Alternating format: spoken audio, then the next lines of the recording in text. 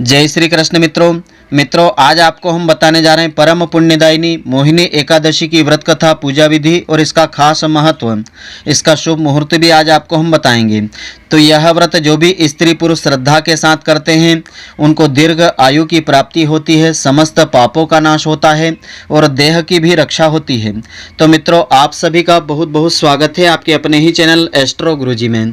मित्रों यदि आपने अभी तक हमारे चैनल को सब्सक्राइब यदि नहीं किया हो तो अभी सब्सक्राइब कर लें और बेल आइकन को अवश्य दबाएं, जिससे हमारे अगले आने वाले नए वीडियो की नोटिफिकेशन सबसे पहले आपके पास पहुंचे।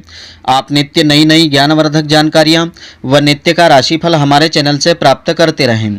तो वैशाख मास के शुक्ल पक्ष की एकादशी को मोहिनी एकादशी कहते हैं।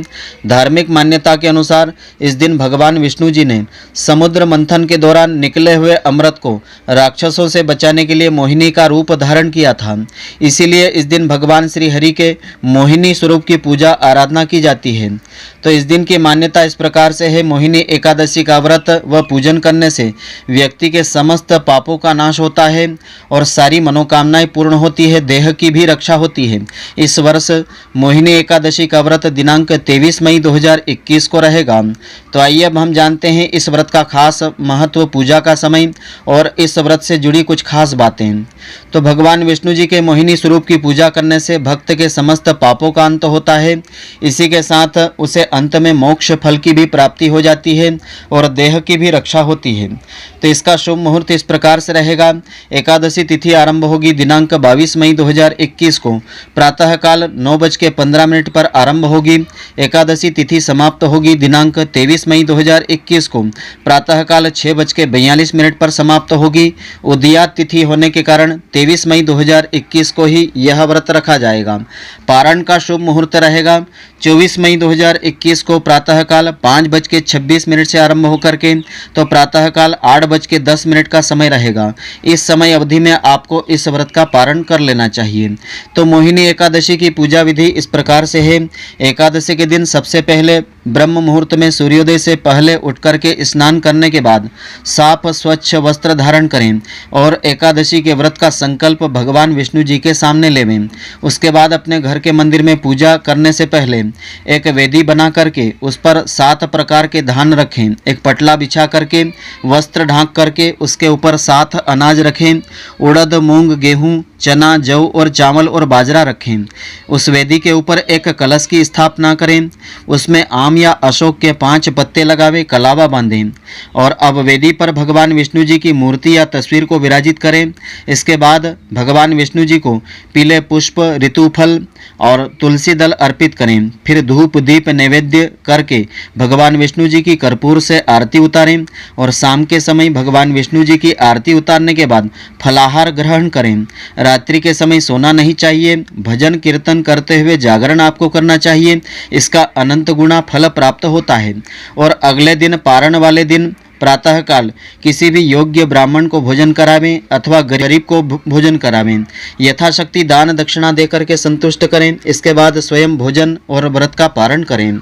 इस प्रकार से इस व्रत को करने से अनंत गुना फलों की प्राप्ति होगी। तो इसकी पुण्यदायिनी व्रत कथा इस प्रकार से है। इस दिन इस व्रत कथा को श्रद्धापूर्वक श्रवण करने से ही इस व्रत का संपूर्ण फल प्राप्त होता है। तो भगवान श्री कृष्ण जी कहते हैं कि वैशाख मास में शुक्ल पक्ष की एकादशी का नाम मोहिनी एकादशी है। इस एकादशी का व्रत करने से मनुष्य के पापों और दुखों का अंत हो जाता है। सांसारिक मोह ममता से छुटकारा मिलता है। देह की भी रक्षा होती है, दीर्घ आयु की प्राप्ति होती है। तो अब मैं तुमको इससे संबंधित एक प्राचीन कथा सुनाता हूँ, एकाग्र पूर्वक सुनो। तो सरस्वती नदी के रमणीय सुंदर तट पर भद्रावती नामक एक सुंदर नगरी थी। वहाँ द्युतिमान नामक चंद्रवंशी राजा राज्य करता था। उस नगरी में धनपाल नामक धनवान एवं पुण्यवान एक वैश्य, एक व्यापारी रहता था। वह वैश्य अत्यंत धर्मात्मा और भगवान विष्णु का अनन्य भक्ति करता था। उसके नगर में अनेक अन्न क्षेत्र में प्याऊ, कुएं, सरोवर, धर्मशालाएं आदि उसने बनवाए थे। उसने जगह जगह पर सड़कों पर आम, जामुन, नीम आदि के अनेक उपयोगी वृक्ष भी लगवाए थे। उस वेश्य के 5 पुत्र थे। उनमें धृष्ट बुद्धि वाला 5वां पुत्र अत्यंत पापी एवं दुष्ट प्रकृति वाला पुत्र था। वह न तो ब्राह्मणों का आदर करता था, न कभी पितरों का सम्मान किया करता था, न पितरों के प्रति किसी प्रकार की पूजन अर्चन करता था। वह वेश्यागामी था, जुआ खेलने वाला हो गया था। वह मद्यपान तथा मांस आदि का सेवन भी करता था और अनेक कुकर्मों में वह अपने पिता के धन को नष्ट किया करता था।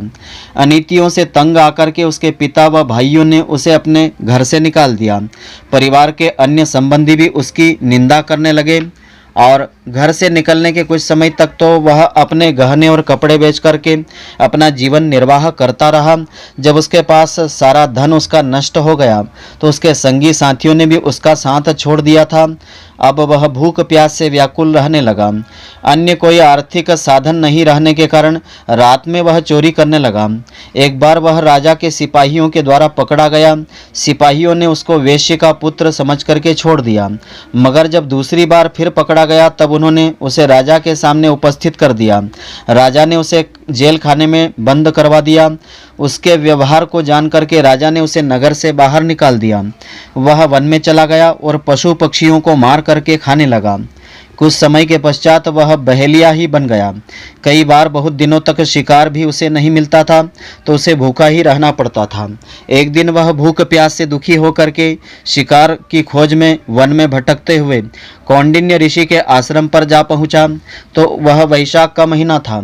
कौंडिन्य ऋषि गंगा स्नान करके आ रहे थे। अचानक ऋषि ने अपने गीले वस्त्रों को झटकारा। उनके भीगे वस्त्रों के छींटे से जल की कुछ बूंदें उस धृष्ट बुद्धि पर पड़ी। तो ऋषि की तपस्या और गंगा जल का स्पर्श पाकर के धृष्ट बुद्धि को कुछ सद्बुद्धि आई। वह मुनि के सामने हाथ जोड़ करके कहने लगा कि हे मुनि, मैंने अपने जीवन में बहुत सारे पाप कर्म किए हैं।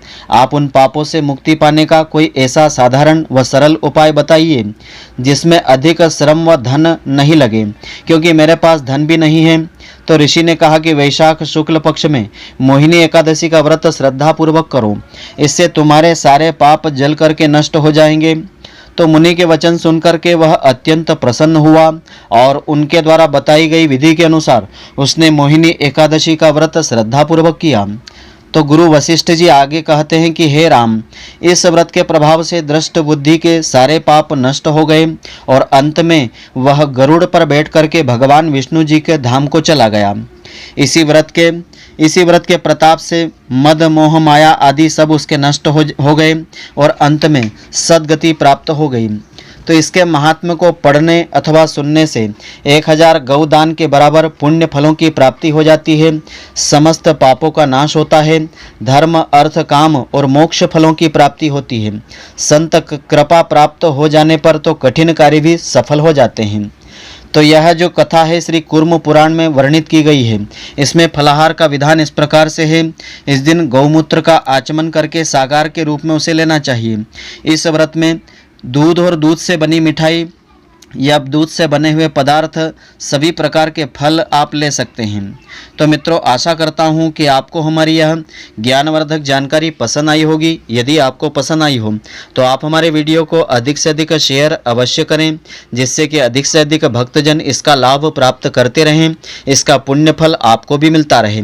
और आप हमारे वीडियो को लाइक करना नहीं भूलें। धन्यवाद। जय श्री कृष्ण मित्रों, फिर मिलेंगे।